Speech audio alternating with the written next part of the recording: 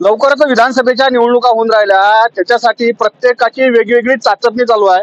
तर माझ्यासोबत काँग्रेस जिल्हाध्यक्ष बबलूभाऊ देशमुख आहेत. बबलूभाऊ, संभाजीनगरले एक आक्रोश मोर्चा झाला, त्यानंतर स्थानिक आमदार बच्चू भाऊन शरद पवार साहेबांची भेट घेतली. टीव्हीवर बातमी पाहिली भाऊ म्हटलं ते. तर येणाऱ्या कालखंडात विधानसभेचा आता टाइम आहे, महाविकास आघाडीसोबत ते काही चाचपणी चालू आहे का, की बा मी येऊ शकतो का, असं काही असं वाटतं का तुम्हाला? त्याची चाचपणी त्याच्या पायाखालची सर्व जमीन सटकून गेली. त्या कारणानं त्याची चाचपणी नाही, त्याची पूर्ण तयारी आहे इकडे यायची आणि त्या हिशोबानं तो कामी लागला. तो कुठेही येत असेल कुठेही जात असेल तरी हा मतदारसंघ पंजाचा राहील आणि पंजावर बबलू देशमुखच उमेदवार आहे. तर काल परवा मी दैनिक विदर्भ मतदाराला एक बातमी वाचली की येणाऱ्या आगामी विधानसभा निवडणुकीसाठी दर्यापूर असो, मेळघाट असो किंवा तत्सम जे विधानसभा क्षेत्र आहेत या ठिकाणी लय चेहरे दिसणार ना काँग्रेसचे इच्छुक. मागच्या वेळेस पाहिलं चेहरेच नव्हते, पण यावेळेस येणाऱ्या कालखंडात काँग्रेसची भूमिका ठेंबेटोक राहील काय? कारण लोकसभेत ज्या पद्धतीनं काँग्रेसच्या लोकांना भरभरून प्रेम दिलं, आपले सन्माननीय खासदार साहेब विजय झाले, अमरावती सारखे एकदम गळातून विजय झाले, तर येणाऱ्या कालखंडात काँग्रेससाठी विधानसभात सुगीचे दिवस येणार आहेत काय आणि त्या पद्धतीचे वातावरण निर्मिती होत आहे काय? नाही, आपल्या जिल्ह्यात सुखीचे दिवस काँग्रेससाठी नेहमीच होते. मोदी लाट असताना 2014 मध्ये इथे 3 आमदार होते. त्या कारण अमरावती जिल्ह्यात काँग्रेस मजबूतच आहे. आता जास्त मजबूत झाली कारण आमचे माननीय बळवंतरावजी वानखडे खासदार झाले आणि खासदार झाल्यामुळे तो मतदारसंघ खाली झाला दर्यापूर, म्हणून गर्दी वाढली.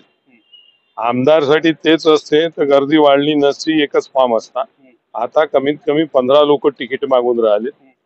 तीच परिस्थिती मेळघाटात आहे. मेळघाटात खाली आहे सध्या, त्या कारणाने तिथे 10-15 लोक तिकिटा मागून राहिले. जे काही लोकांच्या मनात आहे, लोकायले जो आमदार पाहिजे तोच आमदार तिथे दिला. आता भाऊ नेमका एक प्रश्न सुचला मला, ते मारतो, मला माहिती आपलं काम. तर प्रश्न असा आहे भाऊ की महाविकास आघाडी निवडणूक लढणारा फिक्स आहे, पण यावेळेस असे चेहरे दिसून आले काँग्रेसचे, असे काहीतरी विशेष चेहरे दिसून आले, तर काँग्रेसची तिकीट मागण्याची संख्या मागच्या वेळेसपेक्षा वाढेल काय? कारण यावेळेस जर आपण रेशो पाहिला तर रेशो काँग्रेससाठी सकारात्मक राहिला लोकसभा निवडणुकीच्या अनुषंगानं. काँग्रेसचे उमेदवारी दर्यापुरात आणि मेळघाटात वाढलीच आहे आणि इथं ठरलेले जे काही अचलपूर झालं, तिवसा झाला, चांदूर रेल्वे झालं, इथं ठरलेला विषय असल्याच्यानं इथं कुणीच उमेदवारी मागून नाही राहिलं. अजूनपर्यंत एकही फॉर्म आला नाही. एक अचलपुरात माझा आहे,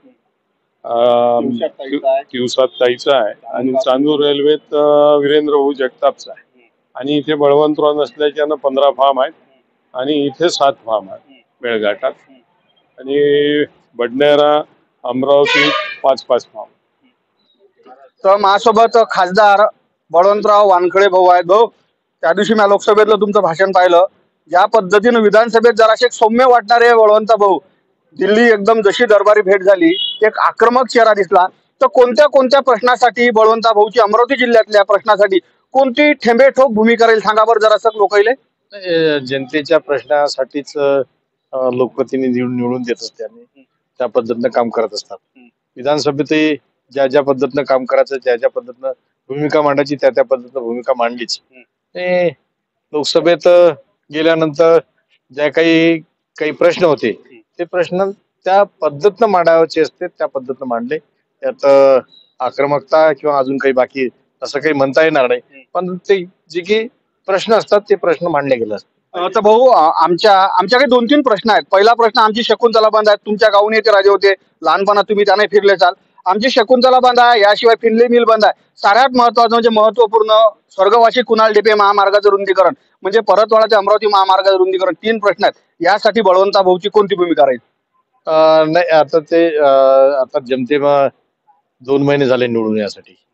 आगामी काळात हे प्रश्न माझ्या समोर आहेतच, कारण हे मतदारसंघात अनुत्तरित राहिलेले प्रश्न होते. ते प्रश्न मार्गी लावण्यासाठी जे काही प्रयत्न करायचे असतात, जे काही पाठपुरावा करायचा असते तो पाठपुरावा केला जाईल.